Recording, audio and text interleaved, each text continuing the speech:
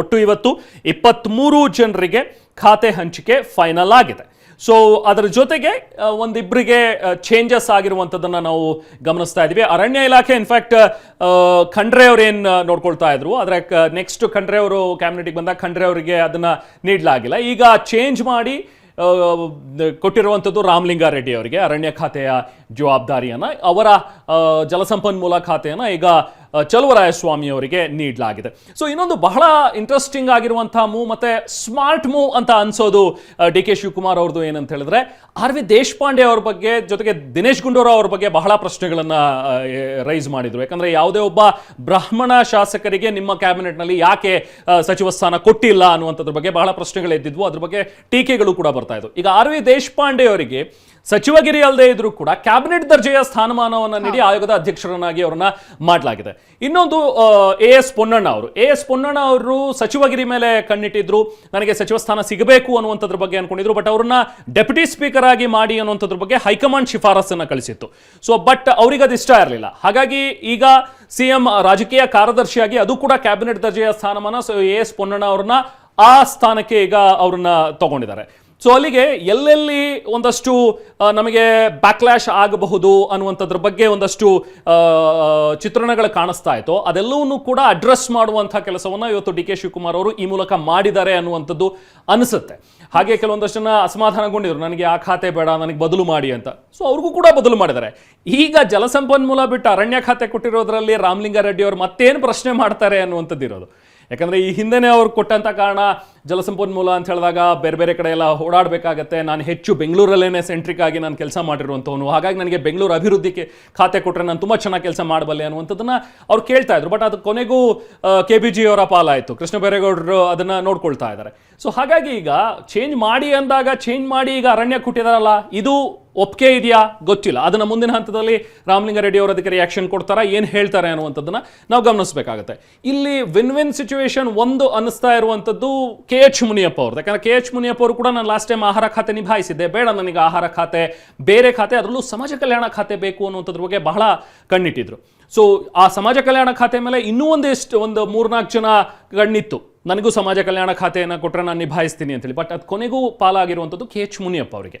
So ಹಾಗಾಗಿ ಈಗ KH Muniyappa ಅವರು ಸಮಾಜ ಕಲ್ಯಾಣ ಖಾತೆಯ ಜವಾಬ್ದಾರಿಯನ್ನು ವಹಿಸಿಕೊಂಡಿದ್ದಾರೆ. ಇನ್ನು ಕೃಷಿ ಇಲಾಖೆ ಚೇಂಜ್ ಆಗಿ ಈಗ MP ನರೇಂದ್ರ ಸ್ವಾಮಿ ಅವರಿಗೆ ಬಂದಿದೆ. ಇನ್ನು SS ಮಲ್ಲಿಕಾರ್ಜುನ್ ಗಣಿ ಮತ್ತು ಭೂವಿಜ್ಞಾನ ಖಾತೆಯನ್ನು ನಿಭಾಯಿಸ್ತಾರೆ.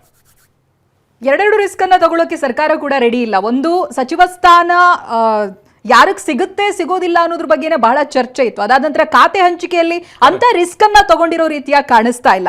ಮತ್ತೊಂದು ಹಿರಿಯರಿಗೆ ಕೊಟ್ಟಿರುವಂತಹ ಸ್ಥಾನಮಾನವನ್ನ ಕೂಡ ನಾವು ಗಮನಿಸಬಹುದು. ಆರ್ ವಿ ದೇಶಪಾಂಡೆ ಅವರು ನೀವು ಹೇಳಿದಾಗೆ ಅವರಿಗೆ ಸಂಪುಟ ದರ್ಜೆಯ ಸ್ಥಾನಮಾನವನ್ನ ಕೊಟ್ಟಿರೋದು, ಸಚಿವಗಿರಿ ಕೊಡದೆ ಹೋದ್ರೂ ಕೂಡ ಅಲ್ಲಿ ಅಸಮಾಧಾನಿತರನ್ನ ಸಮಾಧಾನ ಪಡಿಸುವಂತ ಪ್ರಯತ್ನ ಇಲ್ಲೂ ಕೂಡ ಮಾಡಿರೋದು ಬಹಳ ಸ್ಪಷ್ಟವಾಗಿ ಕಾಣಿಸ್ತಾ ಇದೆ. ಇನ್ಫ್ಯಾಕ್ಟ್ ಹಿರಿಯರಿಗೆ ಸ್ಥಾನಮಾನವನ್ನ ಕೊಡ್ತಾ ಇಲ್ಲ ಅನ್ನೋದು ಈಗ ಇರುವಂತ ಶಾಸಕರೇ ಫೋನ್ ಕಾಲ್ ಮುಖಾಂತರ ಎಲ್ಲ ಮಾತನಾಡಿರೋದನ್ನೆಲ್ಲ ನಾವು ಗಮನಿಸ್ತಾ ಇದ್ವಿ. ಅಂದ್ರೆ ಪಕ್ಷದ ಒಳಗೇನೆ ಯಾವ ರೀತಿಯಾಗಿ ಅದಕ್ಕೆ ಅಸಮಾಧಾನ ಇತ್ತು ಅಂತ ಹಿರಿಯರನ್ನ ಕಡೆಗಣಿಸೋದು, ಅನುಭವಿ ಶಾಸಕರುಗಳನ್ನ ಹೊರಗಿಡೋದು, ಇದು ಯಾವ ರೀತಿಯಾಗಿ ಅಂತ ಪ್ರಶ್ನೆ ಮಾಡ್ತಾ ಇದ್ರು ಪಕ್ಷದಲ್ಲಿರೋರೆ. ಸೊ ಅದಕ್ಕೆಲ್ಲ ಉತ್ತರವಾಗಿದೆ ಇದು. ಆರ್ ವಿ ದೇಶಪಾಂಡೆ ಅವರಿಗೆ ಸಂಪುಟ ದರ್ಜೆಯ ಸ್ಥಾನಮಾನ ಕೊಟ್ಟಿರೋದು, ಆಮೇಲೆ AS ಪೊನ್ನಣ್ಣ ಅವರು ಅನುಭವಿಗಳು, ಅವರನ್ನ ಮತ್ತೆ CM ರಾಜಕೀಯ ಕಾರ್ಯದರ್ಶಿಯಾಗಿ ನೇಮಿಸ್ಕೊಂಡಿರೋದು, ಅದು ಕೂಡ ಸಂಪುಟ ದರ್ಜೆಯ ಸ್ಥಾನಮಾನ. ಸೊ ಇವೆಲ್ಲ ಆಯ್ಕೆಗಳನ್ನ ನೋಡ್ತಾ ಇದ್ರೆ ಬ್ಯಾಲೆನ್ಸ್ ಮಾಡಿದ ರೀತಿಯಾಗಿ ಕಾಣಿಸ್ತಾ ಇದೆ. ಪದೇ ಪದೇ ಹೈಕಮಾಂಡ್ ಭೇಟಿ ಆಗಿರೋದು, ಕೂತು ಚರ್ಚೆ ಮಾಡಿರೋದು, ಅದರ ರಿಸಲ್ಟ್ ಇದು. ಲೈಕ್ ಮುಂದಕ್ಕೆ ಇದನ್ನ ಮುಂದುವರಿಸುವಂತದ್ದು ಬೇಡ ಅಂತ, ಅಸಮಾಧಾನಿತರ ಸಂಖ್ಯೆ ಹೆಚ್ಚಿಸೋದು ಬೇಡ ಅಂತ. ಹಾಗೆ ಮಂಕಾಳು ವೈದ್ಯ ಅವರು ಕೂಡ ಮುನಿಸ್ಕೊಂಡಿದ್ರು. ಯಾಕಂದ್ರೆ ಅವ್ರು ಲಿಸ್ಟಲ್ಲಿ ಹೆಸರು ಬಿಟ್ಟು ನೆಕ್ಸ್ಟ್ SS ಮಲ್ಲಿಕಾರ್ಜುನ್ ಅವರು ಬಂತು. ಮಂಕಾಳು ವೈದ್ಯ ಅವರು ಕೂಡ ಬೇಜಾರು ಮಾಡ್ಕೊಂಡಿದ್ರು. ಬಟ್ ಅವರ ಹೆಸರನ್ನ ಈಗ ಡೆಪ್ಯೂಟಿ ಸ್ಪೀಕರಿಗೆ ತಂದಿದ್ದಾರೆ. ಸೊ ಮುಂದೆ 14ನೇ ತಾರೀಕು ನಡೆಯುವಂತಹ ಒಂದು ಎಲೆಕ್ಷನ್ ಇದೆ. ಸೊ ಅಲ್ಲಿ ಡೆಪ್ಯೂಟಿ ಸ್ಪೀಕರ್ ಸ್ಥಾನಕ್ಕೆ ಈಗ ಅವ್ರು ಕಂಟೆಸ್ಟ್ ಮಾಡ್ತಾ ಇದ್ದಾರೆ ಮಂಕಾಳು ವೈದ್ಯ ಅವರು. ಬನ್ನಿ ನಾವು ಪ್ರತಿನಿಧಿ ಪ್ರಮೋದ್ ಜಾಯ್ನ್ ಆಗಿದ್ದಾರೆ, ಮಾತಾಡೋಣ. ಪ್ರಮೋದ್, ಈಗ ಕೊನೆಗೂ ಖಾತೆ ಹಂಚಿಕೆ ಈಗ ಆಗಿದೆ, ಲಿಸ್ಟ್ ಕೂಡ ಹೊರಬಿದ್ದಿದೆ. ಈ ಲಿಸ್ಟ್ ಅಲ್ಲಿ ಗಮನಿಸ್ತಾ ಹೋದ್ರೆ ನಿಮಗೆ ಇಂಟ್ರೆಸ್ಟಿಂಗ್ ಅನ್ನುವಂತಹ ಕೆಲವೊಂದಷ್ಟು ಖಾತೆಗಳು ಅಥವಾ ಈ ಸಚಿವ ಹೆಸರುಗಳು ಯಾವ್ಯಾವು? ಯಾಕಂತ ಹೇಳಿದ್ರೆ ನೋಡಿ, ಜಮೀರ್ ಅವರಿಗೆ ಇದ್ದಂತಹ ಬೇರೆ ಹಜ್ ಮತ್ತು ವಕ್ಫ್ ಅದರಲ್ಲಿ ತೆಗೆದು ಬರೀ ವಸತಿಗೆ ಮಾತ್ರ ಸೀಮಿತ ಮಾಡಿರುವಂತದ್ದು. ಇನ್ನ B ನಾಗೇಂದ್ರ ಅವ್ರ ಬಗ್ಗೆ ಬಹಳ ಪ್ರಶ್ನೆಗಳಿದ್ವು, ಅವರನ್ನ ಕ್ಯಾಬಿನೆಟ್ಗೆ ತಗೊಂಡಿರೋದ್ರ ಬಗ್ಗೆನೇ ಚರ್ಚೆಗಳಿತ್ತು. ಅವರಿಗೆ ಯೋಜನೆ ಮತ್ತು ಸಾಂಖ್ಯಿಕ ಖಾತೆಯನ್ನು ಕೊಟ್ಟಿರುವಂತಹ ವಿಚಾರ. ಇನ್ನು ಅದಲು ಬದಲು ಮಾಡಿರುವಂತದ್ದು ಈಗ ರಾಮಲಿಂಗಾರೆಡ್ಡಿ ಅವರ ಖಾತೆ, ಹಾಗೆ KH ಮುನಿಯಪ್ಪ ಅವರ ಖಾತೆ. ಇದೆಲ್ಲವನ್ನು ನೋಡ್ತಾ ಹೋದ್ರೆ ಒಂದಷ್ಟು ಇಂಟ್ರೆಸ್ಟಿಂಗ್ ಅನ್ನುವಂತಹ ಅಂಶಗಳು ಯಾವ್ಯಾವುದು ಹಾಗಾದ್ರೆ ಪ್ರಮೋದ್?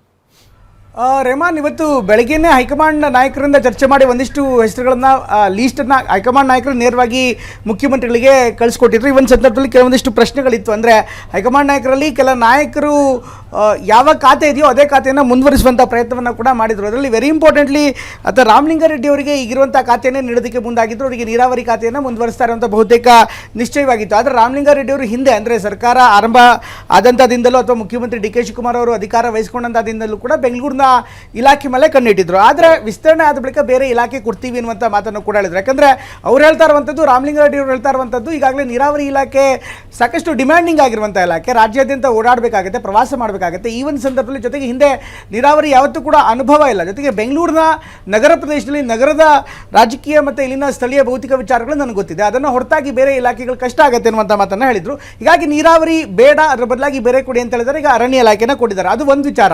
ಬಹುಶಃ ಇವತ್ತು ಮುಖ್ಯಮಂತ್ರಿಗಳನ್ನ ಬೆಳಗ್ಗೆ ಭೇಟಿಯಾದಂಥ ಸಂದರ್ಭದಲ್ಲಿ ಕೂಡ ಅವರು ಇದನ್ನು ರಿಕ್ವೆಸ್ಟ್ ಮಾಡಿದ್ರು ಅನ್ನುವಂಥ ಮಾಹಿತಿ ಲಭ್ಯವಾಗ್ತಾ ಇದೆ. ಬಟ್ ಇದನ್ನು ಕನ್ಫರ್ಮೇಷನ್ಸ್ ಬರಬೇಕಾಗುತ್ತೆ. ಮತ್ತೊಂದು ವೆರಿ ಇಂಪಾರ್ಟೆಂಟ್ಲಿ ಅಂದರೆ ಈಗಾಗಲೇ ಸಮಾಜ ಕಲ್ಯಾಣ ಇಲಾಖೆ, ನಿಮಗೂ ಗೊತ್ತಿರಬಹುದು ರೆಹಮಾನ್, ಈಗಾಗಲೇ ಸಾಕಷ್ಟು ಜನ ಸಾಕಷ್ಟು ಚರ್ಚೆಯನ್ನು ಮಾಡಿದರು. ಒಂದು ಕಡೆಗೆ ಎಡ ಮತ್ತು ಬಲ ಎರಡೂ ಸಮುದಾಯದವರು ಕೂಡ ತೀವ್ರಗತಿಯಲ್ಲಿ ಒಂದು ಪೈಪೋಟಿ ಇತ್ತು. ಅಥವಾ ದಲಿತ ಬಲಗೈ ಸಮುದಾಯದವರಿಗೆ ಕೊಡಬೇಕು ಅನ್ನುವಂಥ ಒಂದು ಪಟ್ಟ, ಆದರೆ ಮತ್ತೆ ಕೆಲವರು ಎಡಗೈ ಸಮುದಾಯಕ್ಕೆ ಕೊಡಬೇಕು ಅಂತ. ಹೀಗಾಗಿ ರೇಸ್ನಲ್ಲಿ ಮುನಿಯಪ್ಪನವರು ಇದ್ದರು, ಮತ್ತೊಂದು ಕಡೆಗೆ ನರೇಂದ್ರ ಸ್ವಾಮಿ ಕೂಡ ಇದ್ರಿಗೆ, ಬೇರೆ ಬೇರೆ ನಾಯಕರು ಕೂಡ ಸಾಕಷ್ಟು ಪೈಪೋಟಿ ಮಾಡ್ತಾರೆ. ಅದನ್ನು ಕೂಡ ಬದಲಾಯಿಸಿತು. ಇದ್ರ ಜೊತೆಗೆ ಈಗ ಮತ್ತೆ ನೀರಾವರಿ, ನಾನು ಕೃಷಿಯನ್ನು ಬದಲಾಗಿ, ಕೃಷಿ ಬಾರಿ ಸಾಕಷ್ಟು ಸಂಕಷ್ಟದಲ್ಲಿರುವಂಥ ಒಂದು ಕ್ಷೇತ್ರ.